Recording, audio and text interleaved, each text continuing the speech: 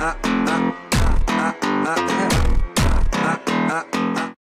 day guys, for today's vlog, Yamaha 3S Key Motors naman tayo dito sa Las Piñas at meron tayo dito yung bagong underbone, si PG1. Ano naman kaya ang meron dito sa motor na to? Balak mong bumili? Tutukan mo na tong video na to dahil i-check na nga natin yung kanyang specs, features, and also the price. Let's start guys sa kanyang color variant. Sadly, ito pa lang yung available color sa Pilipinas. Ibang kulay ay orange, green, black, blue, saka yellow. I-appreciate naman natin yung kanyang style. Meron siyang pagka-touch of army o kaya off-road design. Kaya nga yung kanyang gulong ay nakapang all-terrain. At typically yung mga off-roaders natin na mga motor or yung mga pang dual sport natin dito sa Pilipinas is nagre-range ng 125 to 150cc. Ayan, so meron tayo dito nasa lower cc pero napakaganda ng kanyang design. Hindi mo siya typical na makikita sa daan, bagong-bago sa panlasa ng mga Pinoy ito. At para sa akin yung pagkaka-design niya sa kanya, ito yung mga motor na for keeps. Baba na tayo dito sa kanyang front wheel. Ang makikita natin ditong gulong. Nagulat ako dito kasi nasa lower cc siya pero yung nilagay na stock tires ni Yamaha is 90 by 100 by 16.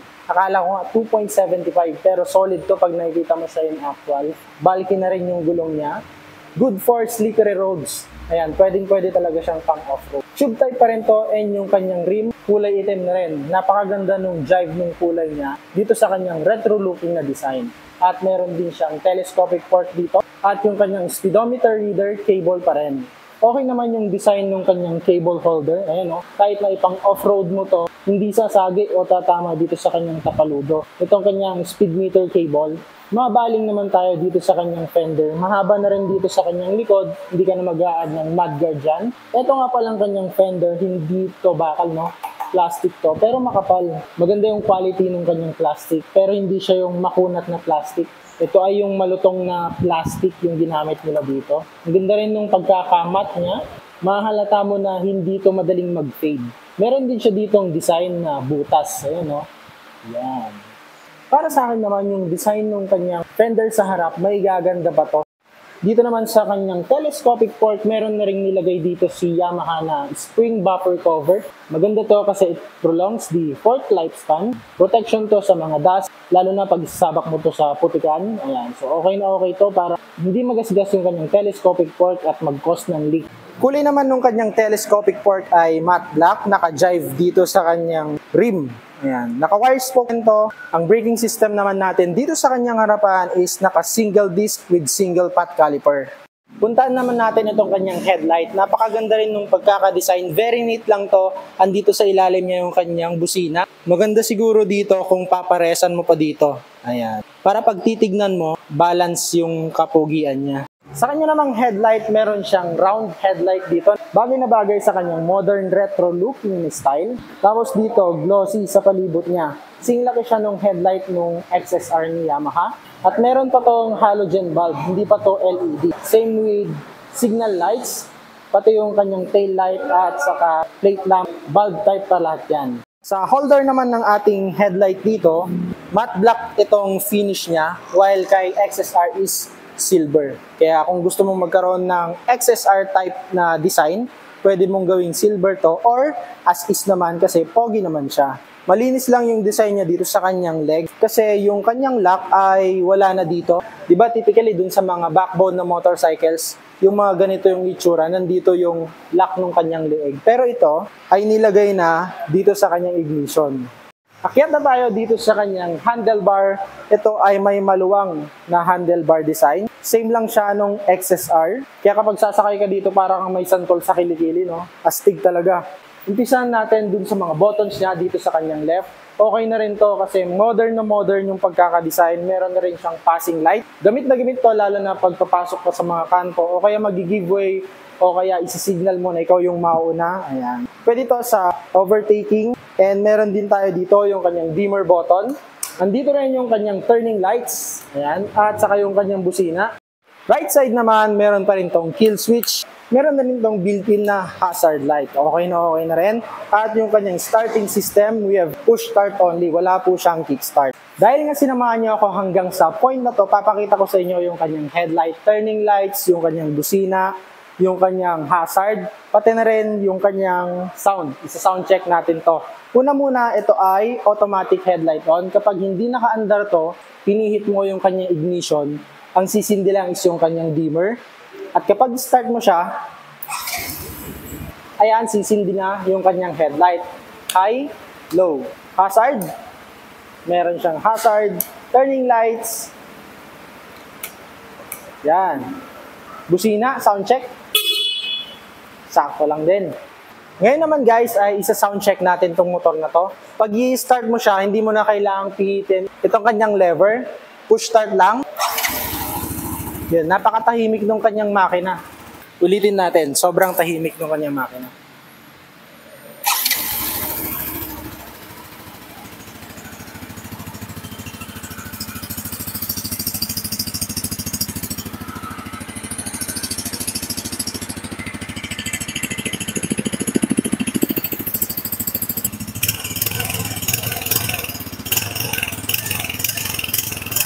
Hindi pa ito na-break in pero walang sabit yung kanyang throttle. Very responsive. Balik na tayo dito sa kanyang cockpit. Pasensyahan nyo na yung sound check natin guys. Ito naman yung itsura ng kanyang cockpit. Very simple lang din. Mahaba itong kanyang stem dito. Parang XSR. Dito sa kanyang meter panel, analog. Ang makikita lang natin dito is yung kanyang neutral, gearing indicator, fuel gauge indicator, signal lights, saka yung kanyang hazard. Meron din siyang check engine at nandito rin yung kanyang high beam indicator. Ang namawala lang nga dito, ang nakulangan lang ako dito is wala siyang charging port. So first upgrade natin kung gusto nating mag long ride o kaya ipunta natin to sa mga liblib na lugar ay pwede nating lagyan ng charging port. Dito naman tayo sa kanyang side view. Dito sa parte na to, meron siyang pagka-touch of XSR, lalo na itong silver color niya dito. Very plain lang din siya. Ito lang yung mga plastic niya. Ayan. Gusto ko yung font dito. At meron din siya ditong decals na Yamaha. And emblem din dito sa kanyang leeg. Magkabilaan to. Agaw pansin nga rin sa akin tong kanyang seat. Kasi leather yung kanyang upuan. Dito na tayo sa kanyang engine. Napakaganda ng design niya. Very neat lang din, bagay na bagay sa motor. At ang engine na to ay galing sa Yamaha site. Kung napanood nyo yung mga videos na tungkol kay Yamaha site, very fuel efficient. Kaya nilagay dito. At hindi na ako magugulat one day, meron yung mga courier delivery drivers natin na kukuha ng ganitong motor kasi fuel efficient na, napakagaan padalhin. Pag-usapan na natin yung kanyang engine type, meron tong single cylinder, single overhead cam, naka 2 bulbs pa rin siya, air-cooled, yan, air-cooled, wala kang makikita, radiator. Ang pinaka-displacement nito is 113.7cc, ang burst stroke naman ito is 50 by 57.9, at meron tong maximum horsepower, malakas din to guys, take note, 8.85 horsepower at 7k RPM. At kung hahanap tayo ng 115cc na nasa market ngayon ay alam nyo na kung ano yung 115 na yon. Meron lang tong 6.4 samantalang ito 8.85. Sa kanya namang maximum torque is 9.5 Nm at 5,500 RPM. Akala ko kanina yung kanyang fuel tank ay nandito sa ilalim. Pero yung kanyang fuel tank po ay nandito sa ilalim ng kanyang upuan. Para ma-open mo to, kailangan mo ng susi dito. Turn it clockwise, open na yung kanyang upuan. May overflow na rin dito, gamit na gamit yan, halimbawa, paakyat or pababa ka, tapos full tank o kaya bumanghing ka, dito lalabas yung sobrang gasolina. Diretso na yan, may hose yan sa ilalim. Wala namang masyadong pwedeng ilagay dito, maliban dito sa basic tools na nandito.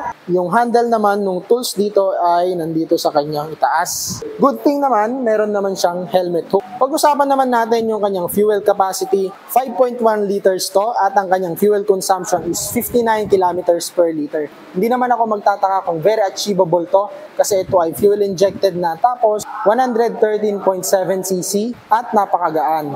Ito naman yung itsura ng kanyang makina. Dito sa baba, yung kanyang cambio, 4-speed yan, harap-harap-harap, tapos likod yung bawas. Present pa rin naman yung kanyang side stand. Yung kanyang side stand, wala pong sensor yan.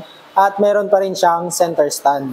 At itong motor na to ay semi-automatic. Kung mapapansin nyo dito, wala siyang lever para sa kanyang clutch. Ang semi-automatic guys is tapak ka na lang ng tapak, hindi ka na magka-clutch. Ito naman ang itsura niya dito sa kanyang right side.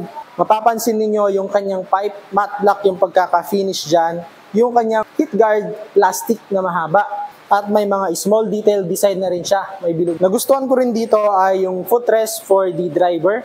Makapal yung rubber na nilagay ni Yamaha dito. At mas may friction ka sa kanyang rear brake kasi may mga patusok design yung pedals niya dito. At hindi mo rin problemahin na masayad itong kanyang brake dito kasi padiretso lang siya. Suspension naman natin dito sa kanyang likuran, naka-dual shock to.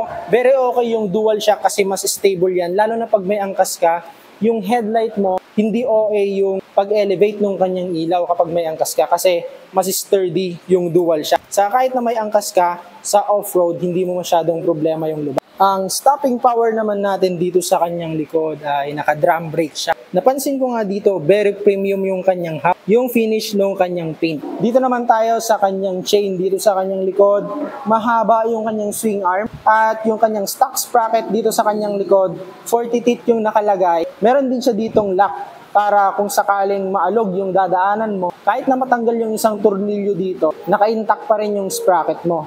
Size naman ng ating gulong dito ay 90 by 100 by 16. Siyempre, IRC tire to, makapit, off-road man o sa highway.